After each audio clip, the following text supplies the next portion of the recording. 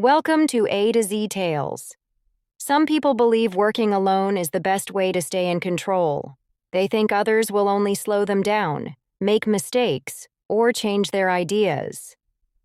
For a while, that confidence feels like strength. But life has a way of testing what we believe.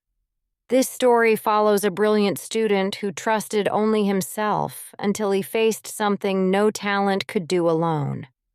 If this is your first time on our channel, please subscribe, like, and share this video for more English stories. Ethan Miller was the kind of student teachers remembered. At Westbridge University, he always sat in the front row with his notebook open and his pen ready. He never arrived late. He never missed an assignment. His scores were always near perfect. People called him the genius who doesn't need anyone. He didn't correct them. From his first semester, Ethan made a choice. No group work, no shared credits, no slowing down. When professors announced group projects, Ethan politely asked to complete tasks alone.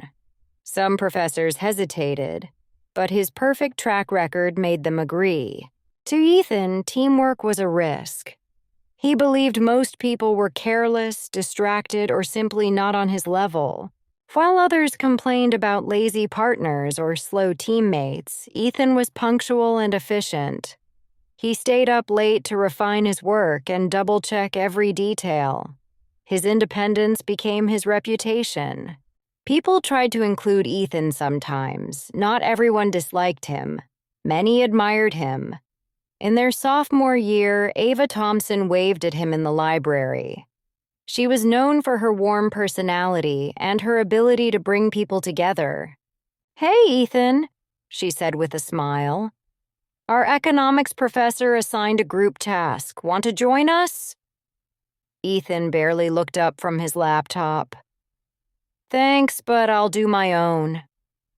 Ava didn't push. She just nodded and walked away. Another time, Liam Carter approached him after class.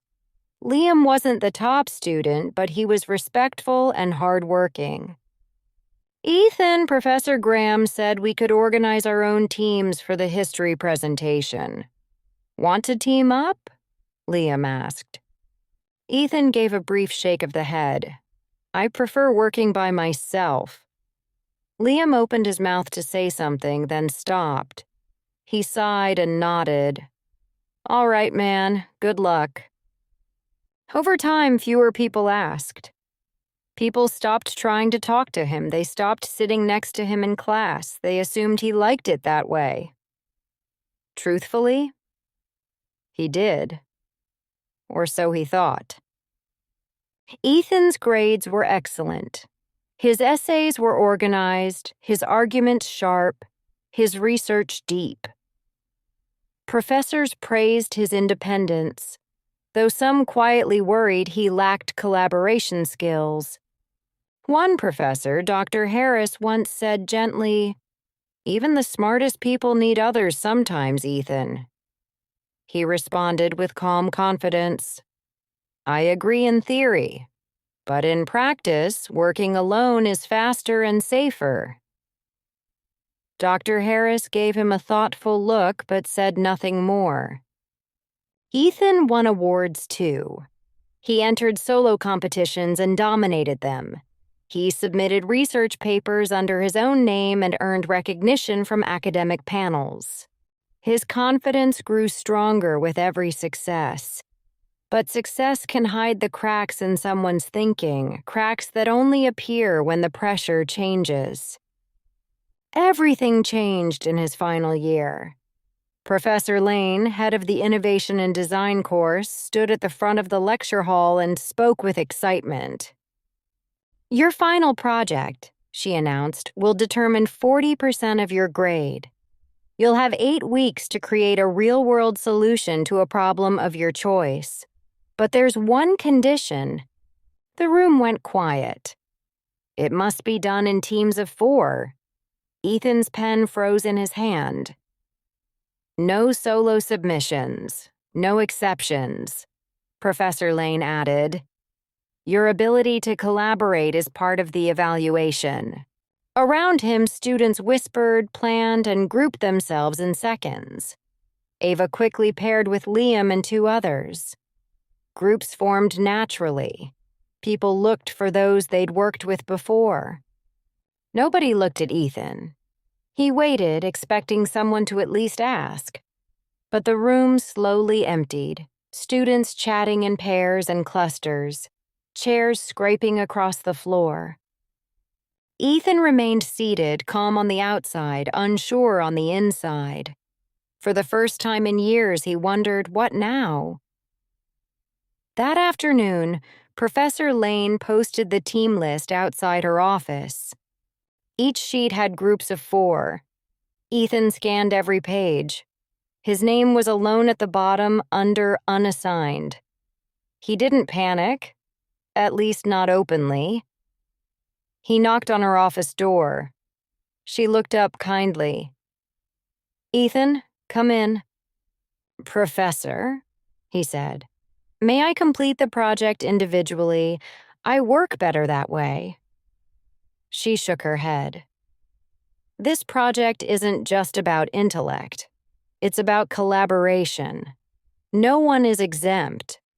"Then I'll form a group," he said quickly. She hesitated before replying. "Everyone else has already chosen their teams. But I can help you find a spot. It's just... Group selection closed an hour ago." "I see," he said, stepping back. As he left, he heard her sigh softly. It was the first time he realized he had no network, no allies, no backup. The next day, Ethan approached a group sitting in the campus cafe. He cleared his throat. "Is your team full?" 4 sets of eyes looked at him. Ava, Liam, and 2 others. They exchanged glances. Ava spoke kindly. "We've already started planning. It might be hard to add someone now." Liam gave an apologetic shrug.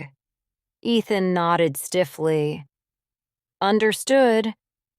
He walked away before they could say more. He tried another table and another. Each time, polite refusals met him. Some were honest. "We already divided the work." Others were awkward. "We're kind of full." Some didn't bother with detail. "Sorry, not rude. Not cruel, just unavailable." This time, the silence he once enjoyed felt heavy. Professor Lane called him to her office 2 days later. "I noticed you're still unassigned," she said gently. "I'm working on it," Ethan answered. She folded her hands. "Ethan, be honest. Do you think this situation surprised you because of others or because of choices you've made over time?" He said nothing. She continued, "People respect your intelligence, but group work isn't just about skill. It's also about relationships. You've spent years showing people you don't want them around." Her tone stayed warm, not judging, just real. "If no team accepts you," she added, "the department may place you randomly, but that usually happens when others invite the new person in. In your case, I'm not sure anyone will volunteer." That sentence hit him harder than any grade ever could. He thanked her quietly and left. That night, Ethan sat in his apartment staring at his laptop. His desk, once a place of confidence, felt foreign. He remembered group invitations he had declined without thought. He remembered classmates smiling at him before giving up. He remembered dismissing teamwork as weakness. He closed his laptop. For the first time, he didn't feel proud of standing alone. He felt small. But regret without action is useless. The next morning, he took a step he had never taken in his life. He asked for help. He found Liam in the library. "Liam," he said quietly, "I know your team is full, but if there's any chance—" Liam looked surprised, then thoughtful. "It's not just about space," Liam said slowly. "It's about trust. You always kept your distance." Ethan nodded. "I know, I was wrong. I thought working alone made me stronger, but it just left me with no allies when it mattered." Liam didn't smile. "I'll talk to the group, but no promises." Later, Ethan approached Ava. "I'm sorry for refusing you before," he said honestly. "I didn't understand the value of teamwork." Ava studied his face. She didn't look angry, just cautious. "I appreciate you saying that, but our group is already balanced. We'd have to reorganize everything." "I understand," he said. Something in his voice told her he meant it. 2 days passed. Then, while Ethan was in the library, a voice called his name. It was Liam. "Hey," Liam said, pulling out a chair. "We talked, and we think you can join us." Ethan blinked. "Are you sure?" Ava walked over and nodded. "But it's a team. Everyone shares the work. No lone hero stuff. Agreed?" "Agreed," Ethan said with sincerity. He didn't know whether to feel grateful, relieved, or embarrassed. Maybe all three. They added him to the group chat that evening. It was the first time his phone buzzed with messages that weren't just reminders or notifications. For once, he wasn't alone. The project topic was smart resource planning for urban areas. They met in the student lounge every Tuesday and Friday. At first, Ethan struggled, not with the work, but with waiting. He wasn't used to discussions. He wasn't used to compromise. He wasn't used to slowing his pace for others. When Ava suggested a different structure for their presentation, his first instinct was to reject it. But he stopped himself. "I'll think about it," he said instead. When Liam asked him to explain one of his models in simpler terms, Ethan took a breath and did it, even though he could have done it faster alone. They teased each other, they debated, they sometimes disagreed. But something surprising happened. They worked better together than any of them could have alone. Ava handled communication and design. Liam gathered data from interviews. Sophia, another teammate, built the prototypes. Ethan managed the analytics and framework. Slowly, he stopped seeing them as slower than him. He started seeing them as different from him and valuable in their own ways. One evening, the group stayed late in the library. They were tired and hungry, surrounded by laptops, coffee cups, and notes. Sophia joked, "We look like survivors of a caffeine storm." They all laughed, even Ethan. Liam leaned back. "Funny thing is, when we first formed this group, we didn't even think about asking you. We assumed you wouldn't care." Ethan looked down. "I wouldn't have back then." Ava smiled gently. "But you do now." He met her eyes. "Yeah, I do." For the first time in a long time, Ethan felt something he had never needed from grades or awards: belonging. On presentation day, each team stood in front of the class and panel. Some groups struggled to divide speaking parts. Some forgot slides. Some argued silently through nervous glances. Ethan's group moved like a single unit. Ava opened with clarity. Liam explained their research. Sophia presented the design, and Ethan finished with the data and projections. The professors asked questions. Each member answered confidently in their area. At the end, the panel applauded. Professor Lane smiled with pride. Excellent demonstration of collaboration. As they sat down, Liam whispered to Ethan, "Not bad for a former lone wolf." Ethan smirked just a little. A week later, the grades were posted. Their team placed second out of 23 groups. Ethan didn't feel disappointed, he felt proud, more than any solo A+ before.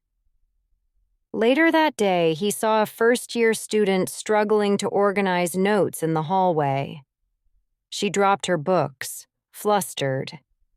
For the first time in his life, Ethan didn't walk past.